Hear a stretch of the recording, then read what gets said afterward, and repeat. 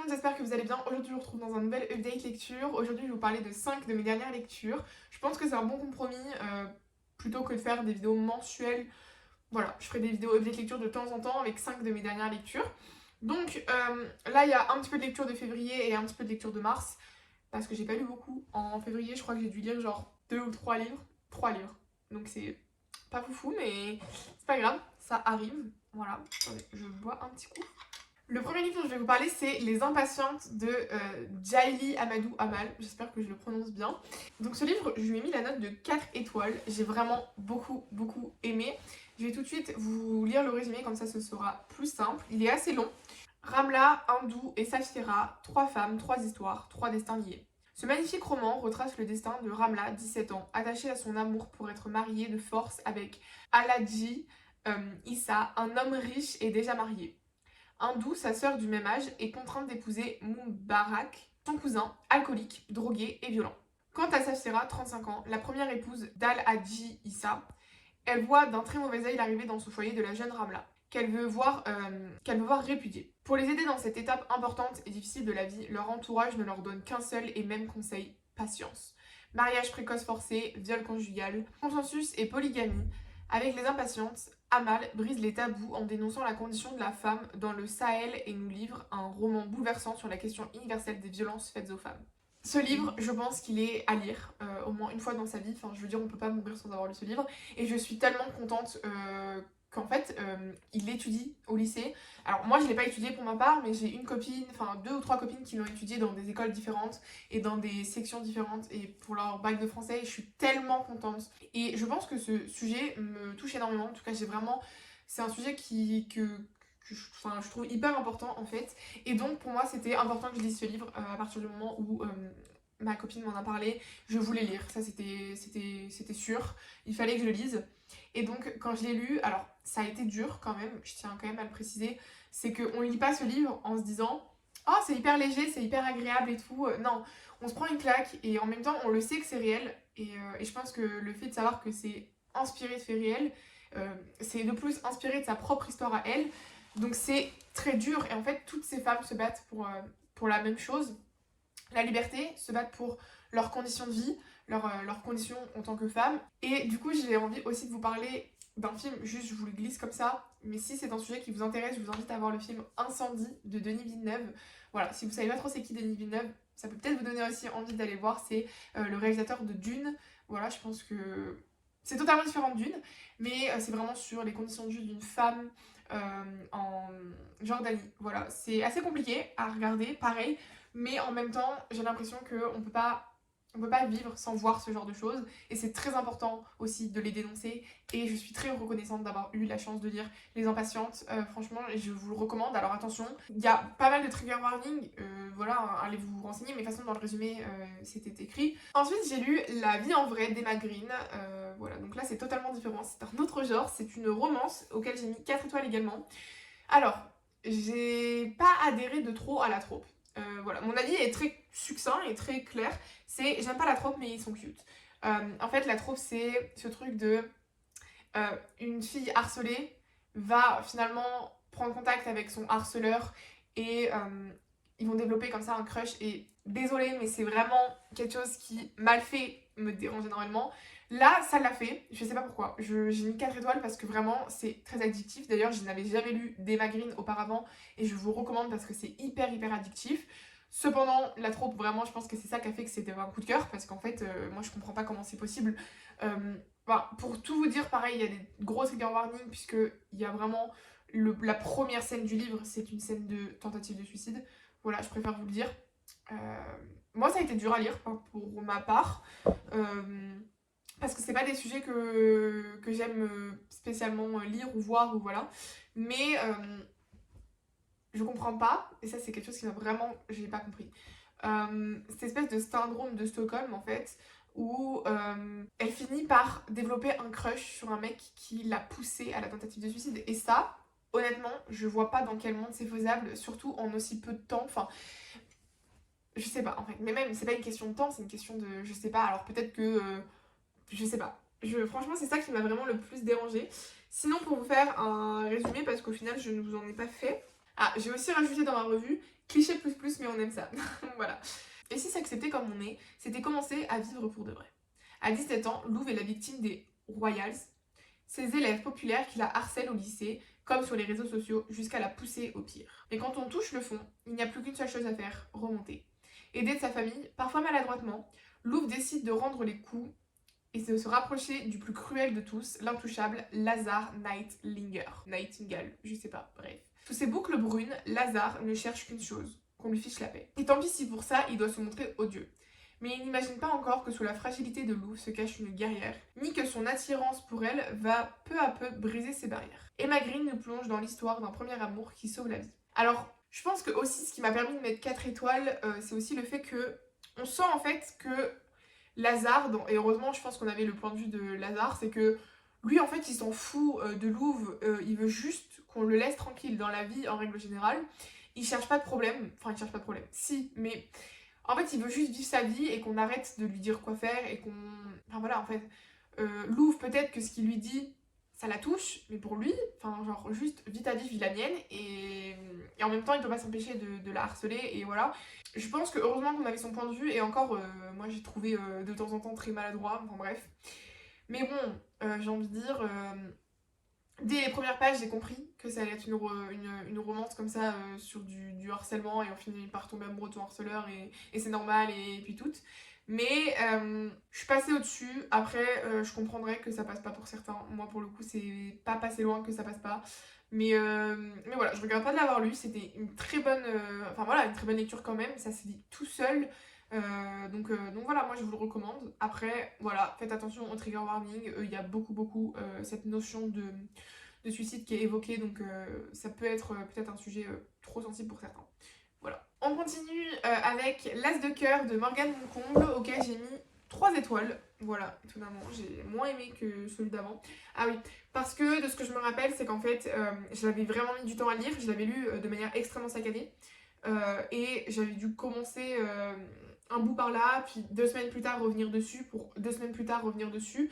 Et donc en fait, je suis passée à côté de beaucoup d'éléments qui ont fait que j'ai mis seulement 3 étoiles parce que ma manière de lire a fait que je me suis totalement détachée des personnages et j'avais plus forcément envie de savoir ce qu'ils allaient devenir. Donc voilà.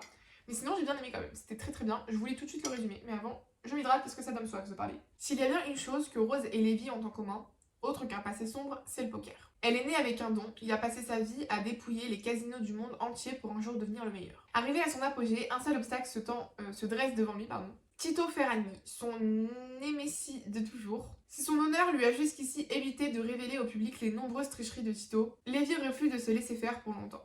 Plus longtemps, pardon. Cette année, un seul homme remportera le tournoi mondial de poker et ce sera lui. Pour cela, il fait appel à Rose, un détecteur de mensonges sur pattes en recherche d'argent facile.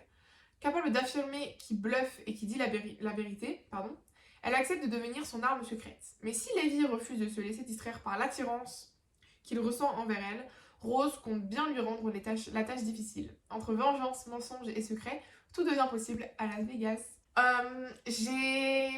Je connais pas du tout le domaine du poker et je pense que ça n'a pas changé en soi mon avis dessus, mais je connais pas tant, donc déjà ça m'a aussi éloigné des personnages d'une certaine manière.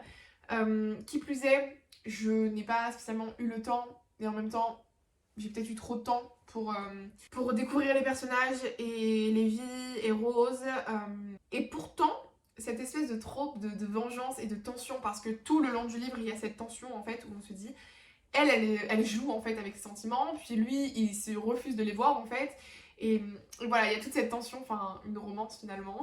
Voilà. Morgane Moncomble, elle est très douée pour faire des romances, il n'y a pas de problème, elle est très douée pour la tension, le flirt et tout ce que vous voulez, elle est très douée.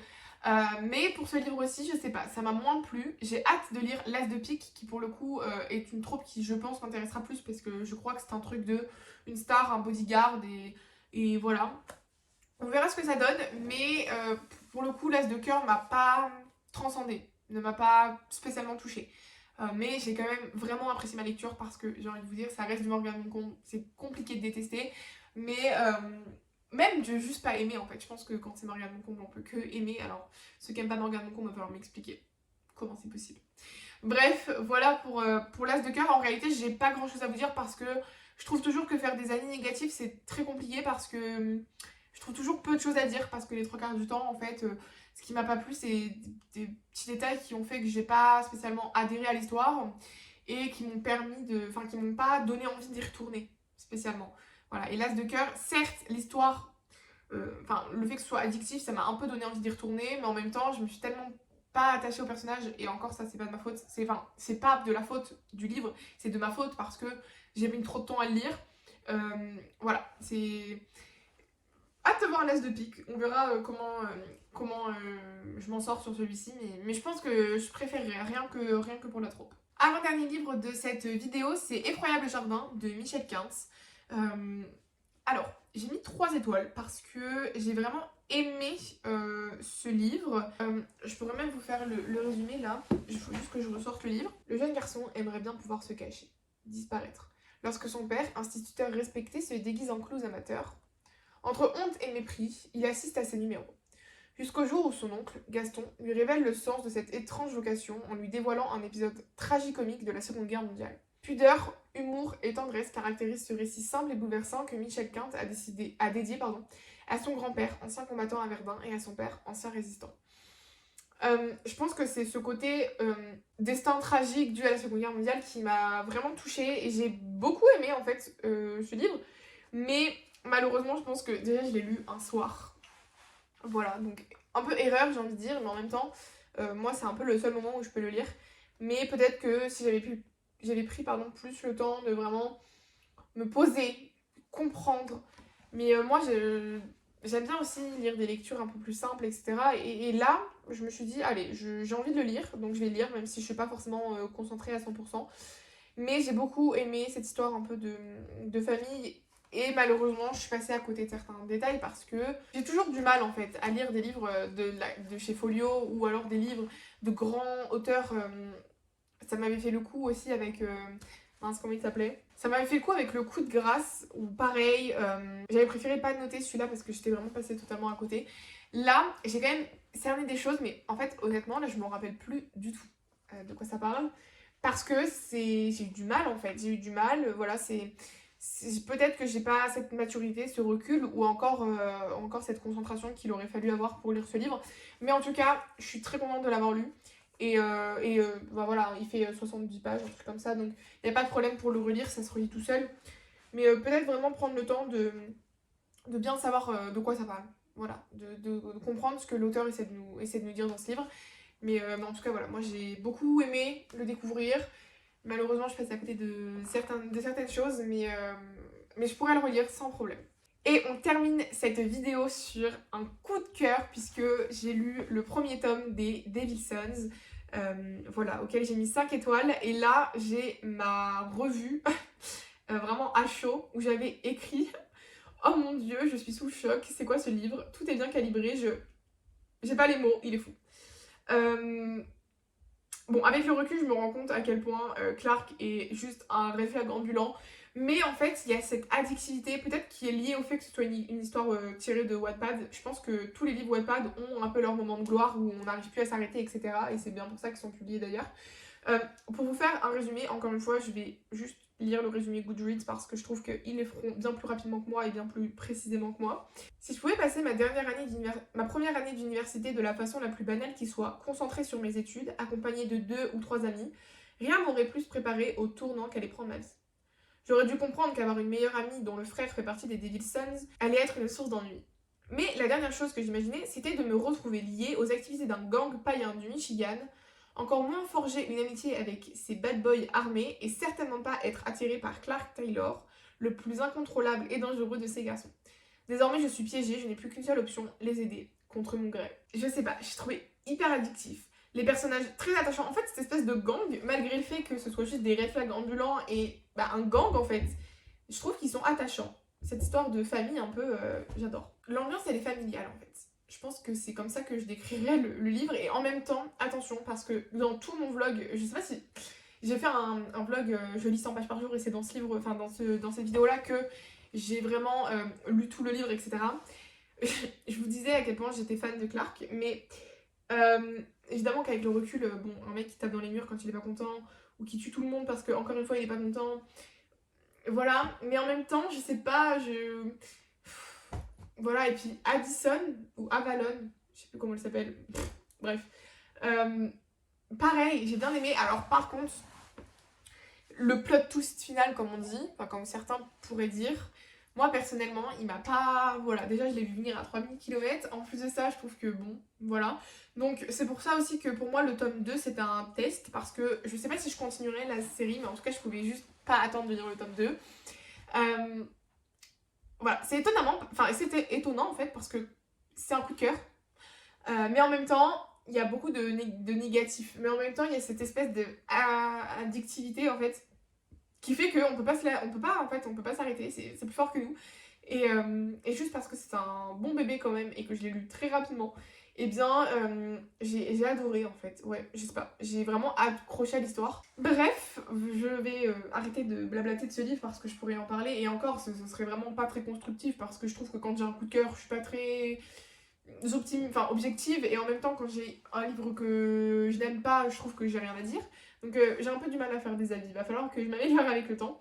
Mais, euh, mais voilà pour cette vidéo, j'espère qu'elle vous aura plu. Je vous retrouve très bientôt pour vous parler encore de 5 nouvelles lectures. Si cette vidéo vous a plu, n'hésitez pas à mettre un like, à vous abonner, voilà, à mettre la petite notification pour ne rater aucune de mes vidéos. Mettez un petit commentaire, d'ailleurs si vous ne savez pas quoi mettre mais que vous voulez quand même me montrer que vous avez regardé toute la vidéo jusqu'à la fin, je vous invite à mettre l'emoji pile de livres, voilà, la petite pile de livres, je sais pas si vous voyez. Voilà, parce que j'ai quand même lu pas mal de livres, j'ai réussi à remonter un peu ce mois de février qui était un peu creux et même ce mois de janvier qui était un peu creux. Donc voilà, j'espère que encore une fois cette vidéo vous a plu. Je vous retrouve la semaine prochaine pour une nouvelle vidéo et je vous embrasse très très fort. Ciao!